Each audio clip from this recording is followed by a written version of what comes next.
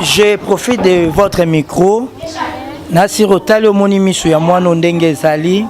Nous avons un problème d'opération pour cet enfant. Ma démarche est déjà en marche. Ils ont un hôpital, place on a okende pour un traitement naie. Nde ba recommander biso na niveau ya Maroc, nde opération pour na misu ya mwana ko Simba. Alors pour nous étali lokola misolo, ba sengi biso au moins $10,000. Tous en avons un problème ebele $10,000 pe egozama wapi. Et on a profité na micro na mutu nyonso azotala awawa. Amoni état ya santé ya mwana oyoyo soka ko ya ko contribuer.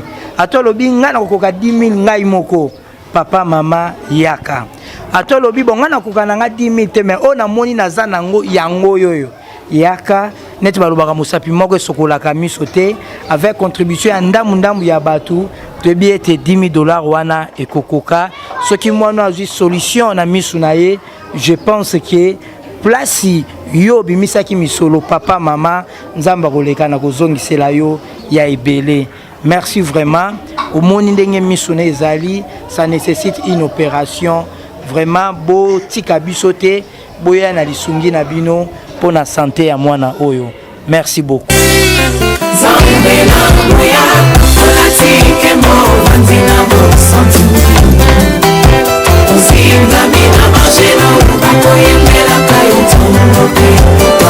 Mama, tozana biso bien angolo nzambe na ebike yoza. Problème à merveille za babwaka kai pona misu. Yango tozana e awa, tozwa kai babwaka kai pona misu wana yango tozwa e tozana e awa. Donc ezala ngo problème te mama sala na yo. Biso to ebike tant to betaka pembela batu supe ba pesaka ba mbongo. To kanisaka nde to kosalisa ya na Saint Joseph ma ezokude. Na minute okutu to kenene suna galerie présidentielle awa. Batu mongo bayaki wana ba mindele mongo bayaki wana to kasi to ba osala. Babiye ka problème na ifo libanda mboka.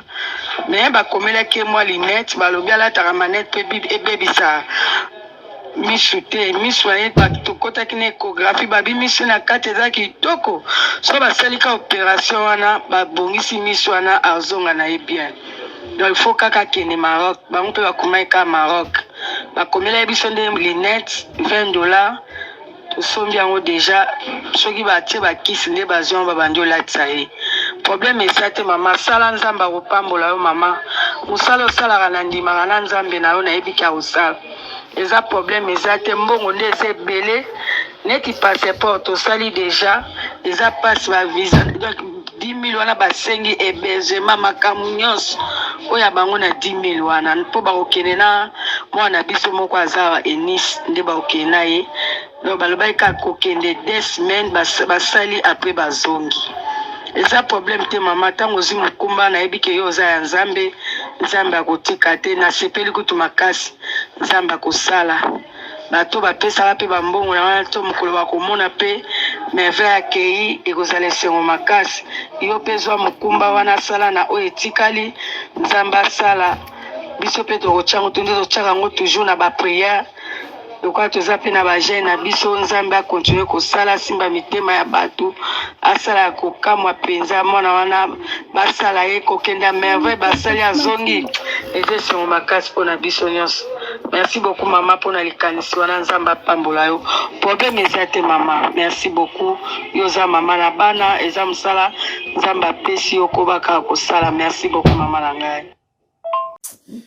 Mbote balinga mibalandi émission Cri du pauvre et Zalinga Wabino Mère Dorcas, c'est la grande dame comme d'habitude. Toebi objectif et émission ils alla rapona osenga lisungina batomete mamalamu basunga vision tozalina yango yako sunga bademini et particulièrement bana barfelin bana balabala et lelo soki na ye liboso na bino vumana ozala mulaite. En tout cas, c'est pour vous supplier, pour l'amour du ciel, faites quelque chose pour la petite fille Déborah, s'il vous plaît. Car on a une image, une très jolie fille. Moi, na oyo, babwaka ki, pourquoi Karapo, azan handicap. Un problème à Missou, elle a du mal à voir. Donc, azo monate. et basali ba consultation bamoni que elle peut recouvrir la vie. Vous voyez un peu.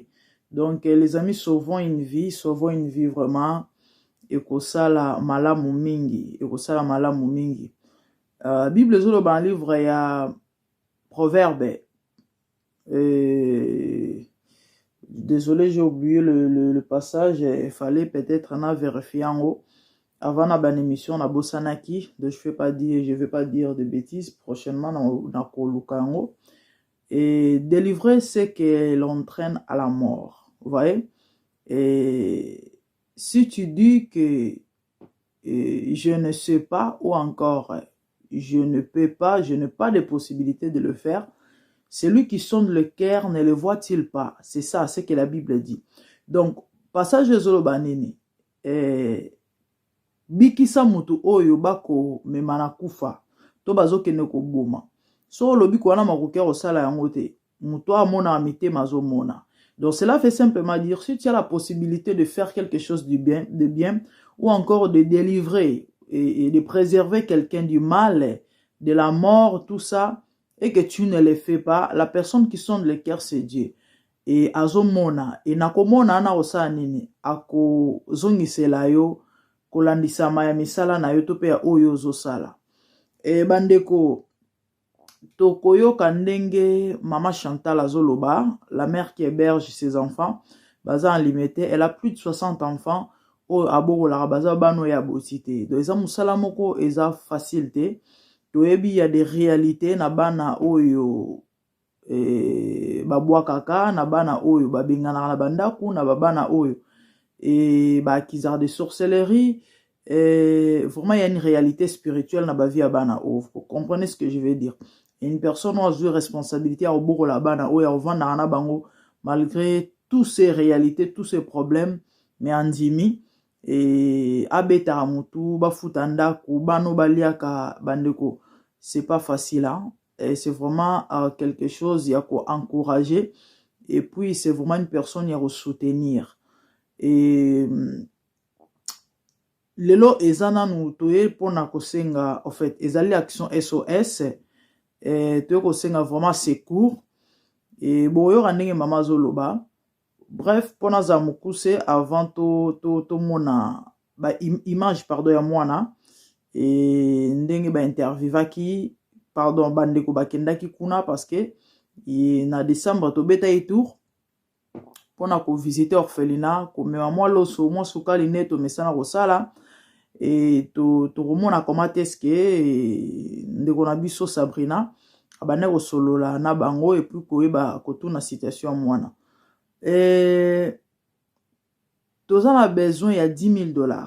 Oui, to ana besoin $10,000 pona ba soin ya mwana oyo et 10,000 wana eza po ba transférer ba kende na Maroc na étranger parce que na kin na Congo et moyen ba soigner ezate toyebi ezali peut-être ezali kamoko o ezosenga il faut babimana libana mboka, vous voyez, c'est possible à recouvrir vie et ndenge ba médecin ba mekai ko sala consultation et puis ko constater o ba kwa ko mona toyoka ndenge mama zoloba et sauvons une vie les amis, sauvons une vie. Toyebi lobi ya mwana ote mukonzi moko te na mokili o abotama katango azobotama baroye bayeba o ya kozala lobi même Marie c'est vrai bayebisaki ya robota mobikisi mais en tout cas azala na ba précision te ya mobikisi yango ya modèle nini to ya makambo nini nzoka na ezali sauveur ya humanité mobimba Yesu. Donc mukonzi moko te na mokili o abotama katanga abotami mama to papa ebi ke mwana osuka akosuka président de la République ministre. Les amis toyebi lobi ya mutute mwana oyo on ne sait jamais lobita musokoza la ministre à Congo toyebi te lobita musokoza la mère Teresa ya Congo toyebi lisolo de Calcutta mère Teresa asala tellement marambo ya malamu ba bien tellement na mokili mobimba bayemba même na banzembo et toyebi te mwana oyo ta mususu ozala nyakero alobi Maman Denise Oyabiso, c'est une orpheline de mère et de père. Wakufela baboti batika na âge ya moke moins de 10 ans. Et nana wandi maki, même na famille na même maman abotaye. To tata wa yeke mwana no o ozala mwasi ya président de la République. Vous voyez un peu. Et lelo oyo na fondation na ye azape na mambo o azosala ebele ya minene ya malamu. Donc bref, nous ne savons pas lobi mwana o ozala nani bandeko na ngai. To ebite Deborah lobi ozala nani et to pesa e sourire. Et to pesa ye sengo ozala malamu mingi. Bref, toza na besoin de $10,000. $10,000 on a nyonso yo te mutoro pesa. On a juste besoin de 1000 personnes. On a besoin de 1000 personnes. On va pesa biso juste $10 à pamba par chacun. So monique, on a possibilité à pesa au-delà, gloire à Dieu. Au monique, non, je peux donner 100, je peux donner 1000, gloire à Dieu. Mais on a besoin juste de 1000 personnes. 1000 personnes pour pesa biso $10. Bandeko ba émission na biso etalemaka na Facebook, etalemaka na YouTube, surtout na Facebook en tout cas ba vie ezalaka vraiment ebele, ba to ebele balandaka ba émission na biso oyo. Yango to senga na bino bandeko, yo kuta na libaku ya olanda vidéo, s'il te plaît partager. Partager ta musu na nzela na yo ndeko moko akuta na libaku o et aosimba mana motema na ye. Et j'ai prié le Seigneur que toute personne qui sera au son de ma voix, toute personne qui a visionné ba vidéo ou toute image ou vraiment nzambe apesa ye asimba motema na to pas tout a motema na ye. En tout cas ameka ko sala quelque chose vraiment nazo supplier bino na bolingo na nzambe. C'est vrai et sali plusieurs années depuis to sala musala oyo. En tout cas assistance comme telle les ala penza te mena on dit maké yo landinga to yo zo landanga to yo rolandangai. En tout cas, tu vas faire quelque chose. On a juste besoin de $10, s'il vous plaît. $10 na yo. Pardon. Fais ça $10 na yo. Na habite bisiko zo lande émission, aux allez na France, na Belgique. Ba numéro nanga ezawana na se. Moi, je suis basé en Angleterre. So monique au petit nambongo directement na Congo et à problème te. Toza na muto ozombongo kuna ya sérieux, ya sûr. Et na on dit que message ou en tout cas so ekomeli bino. N'est-ce pas, à quelques semaines, on aura la possibilité au kanisa mbongo oyo. Et eza ebelete, na nombre bato balandaka, na nombre bato oyo, to sengi vraiment, na mona des fois ba émission na biso na ba Facebook, et kendela au-delà ba 3000 vies, 5000 vies. Surtout sur na YouTube, vraiment s'il te plaît, pardon, partager. Tobi kisa, mwana oyo, to pesa sourire nzambe, akopambola yo. Et tolandi, image ya Deborah. Tolandi image ya Deborah et ndenge to gena robeta tour kuna et puis torozonga bongo to meka jusqu'au conclure. Voilà, boyoki ndenge ba bomoni nde bakenda rendre visite le 25. Bon. Ouais, aux environs ba date wana décembre auto leka 2021 juste ko tika mwa sukali mwa lipa ezalaki ebelete ata pona mokolo moko to mibale. Ouais, voyez un peu. Donc ko poser acte ezokipe te ozana ba millions, ozana combien ya on a ko encourager on de ko sala bola mo continuer ko sala. Yo pena no bandi ko sala te sungaka. Vous savez makomi ezoloba muto azopesa na mobola azo defisa nzambe. Libéralité et pambolaka pe ekangolaka ba vie. Yana batu basala bolamu a se retrouver na embuscade moko oyo mbongo kokaki ko résoudre kana été to situation to problème na été mais à cause a bien fait nzamba lola kanisi. Vous voyez, na pesa ba exemple trop tel que ya Dorcas tabita na Bible assez quoi kaka po abande ko sunga ba veuve na ba orphelin et ezana bato belé oyo même na mokili otozali to pe na mikolo otozali parce que mingi tolobela ta msu Bible mutu msusu wa Bible et tout le monde a battu puis voilà. Mais même de nos jours les amis moi qui vous parle et ça va biloko to expérimenter et tout ça ba témoignage et tout ça ba témoignage ya ba maambo oyo et faut pas osala côté que osala indifférent lorsque zo mona moto na passé. Même la Bible nous parle du vrai j'aime. Ésaïe 58 et lo sambo ya solo bandeko Ezatan ozo assister mutu o azana faiblesse. Vous voyez? Tu prétends kozala mwana nzambe osambelaka obondelaka olukaka nzambe eza malamu. Mais ezana ba biloko to ba bilembo oyo etikaka nzambe ba biloko etikaka nzambe kimia te na situation ya mutu. Tango ozo passer ba moment compliqué difficile ozo lelela yo ozo lukaye na ba problème na yo tango sala ba action ya ko sunga bato surtout o bazana pasi en tout cas nzamba zala atikala indifférente wa nzamba atikala indifférente yango nazo siple bino na bolingo nzambe s'il vous plaît faisons quelque chose. On a besoin de 1000 personnes. On a besoin de 1000 personnes au bas biso $10 à chacun. $10 à chacun. Et to kanisa to compléter to kokisa $10,000. $10,000 pour bakende na balekana ko sala mwana opération. Fois que ne Maroc, to yoki ndenge mama Chantal auti koloba. Donc $10,000 wana eko couvrir na billet na kati na logement na bango makamu nyonso bakosala 2 semaines. Bakosala 2 semaines akokende na moko ba jeune fille o bavana na bango na orphelinat. Parce que maman Chantal a beaucoup libana ebele ba misu ba koli ba komi déjà ba jeune fille ba adulte au-delà de 18 ans et bazaka wana et actuellement tozo sengana no soutien pour na mwana na biso oyo et en dehors de ça moto wa monique akoki ko mekape ko ya en aide to comme partenaire peut-être rosunga orphelinat oyo ne fils qu'avec un petit rien chaque mois nzambe ate au pambolaye parce que to ebi ba orphelinat za ba exigence ebele to ebi mboko to zali na yango gouvernement et cela pratiquement et l'autre côté donc chaque fin mois il faut ba futa loyer il faut ba nana balia il faut ba tanga classe en tout cas ça pèse et c'est vraiment ils ont pesé penza. Donc c'est pratiquement impossible na bango moko ba koka ko réaliser en mawanzambe kaka na bolingo nzambe to beta ba tour kuna des fois en tout cas sur botel ba image si vous n'avez pas le cœur bobimsama emiso ouais bobimsama emiso yango moni tozo lancer cri wana ya alarme vraiment ya ko senga bandeko s'il vous plaît faisons quelque chose, le Seigneur vous bénira. Donc tozo na besoin ya 1000 personnes bo pesa biso $10 à chacun. Pour la opération, il y a Déborah, s'il vous plaît, une très jolie fille, Babouakaye, Kapo Aomonate. Eh, Baboti. Ah non, mettez mes alliés, mettez mes kesseni.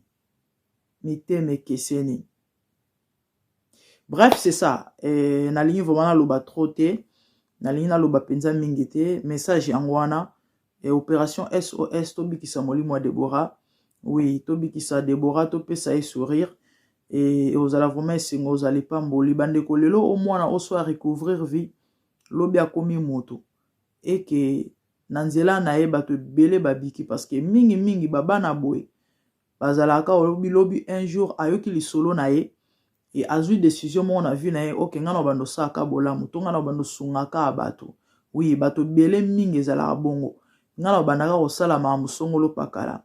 Et nanzela mwana o soki bato bele babiki so bato bele bazui lisungi so bato bele bazui assistance nzamba okanisa yo oyo obimisa $10 na yo pona ko contribuer na opération ya mwana oyo parce que na miso okufa ana soki lisungi ezata koli bongo et que mambo oyo nzamba tinda sala sali yango te vous voyez un peu donc ekozala na habité ekozala vraiment perte makasi. Pourquoi? Parce que ana musala moko oyo nzamba tinda na mokilo étant humain aya kosala et handicap wana e permettre été à réaliser to peut accomplir mission wana et ce qui nanzela ya assistance na yo to ya contribution na yo on parvient ya ko opérer et puis lobby aleki na recouvrir vie et au permettre à réaliser ma ambouana on nzamba tinde à sala et tango eko salema nzamba okanisa yo au sala qui en sorte que moi na nazwa lobiko. Donc bref, c'est un peu ça. Et Bible zolo ba deval miekin. L'union fait la force les amis. Et to simba loboko na loboko soutenons-nous 10 na yo na yangai na ndeko wana to kangisango les amis s'il vous plaît. Na on dit make En tout cas, si volontaire en ezali, na espace peut-être il y a une semaine, tozon a toya oloba merci et pas nabino et puis toyebi sabino que non, l'opération s'est très bien passée. Et na on dit en tout cas vous allez le faire. Les amis, kota la oyo ko bimisate et metala plutôt bolingo ya nzambe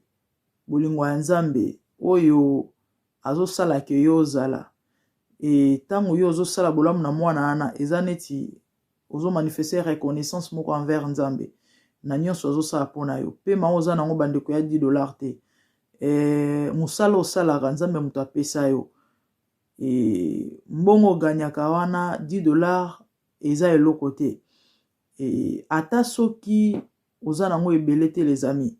Le peu que tu as la possibilité, les amis, il y a kolongola ne fils que $10. Pourquoi on le bon? Parce qu'il y a des gens qui ont l'habitude, bazar l'habitude de roloba. Ah, te makoki, pour ça resungeza mais makoki zete makoki ezali. Au moins que la moki ozozoana, tu peux le faire. La Bible dit que celui qui a un donne un. Pardon, que celui qui a des donne un à celui qui n'en a pas. Ce qui veut dire pour aider, tu n'as pas besoin de millions, mon frère. Tu n'as pas besoin de millions, ma sœur.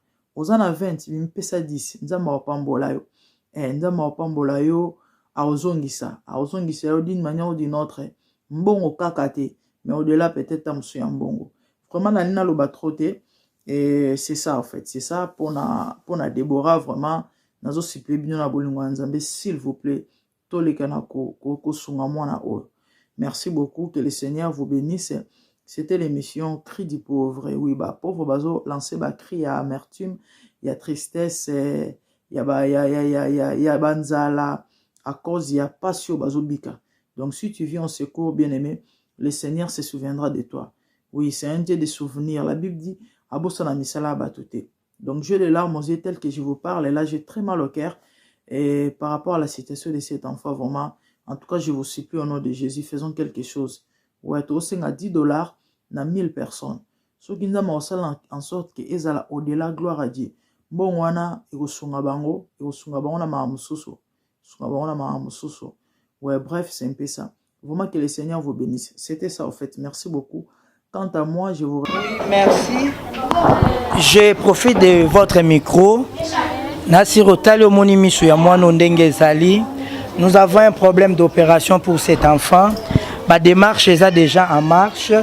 Et à l'hôpital, place on a aucun pour un traitement naie, on va recommander biso na niveau ya Maroc, des opérations pour na mission ya mwana ko Simba. Alors pour nous étaler local la misolo, ba sengi biso au moins $10,000. Tout ça nous donne un problème belé $10,000 pe egoza mawapi. Et on a profité na micro na mutu nyonso azotala awawa. Amoni état ya santé ya mwana oyoyo soka ko ya ko contribuer ato lobi ngana ko ka 10,000 ngai moko papa mama yaka ato lobi bonga na ko kana nga 10,000 te mais ona moni naza nango yango oyoyo yaka net balobaka musapi moko sokola ka miso te avec contribution ya ndambu ya batu te bi ete $10,000 wana ekokoka soki mwana azui solution na misu na ye. Je pense que place yo bimisaki misolo papa mama nzamba koleka na kozongisela yo ya ebele. Merci vraiment. Au moni ndenge misone ezali, ça nécessite une opération vraiment beau tika bisote boya na lisungi na bino pour na santé ya mwana oyo. Merci beaucoup. Zambela moya,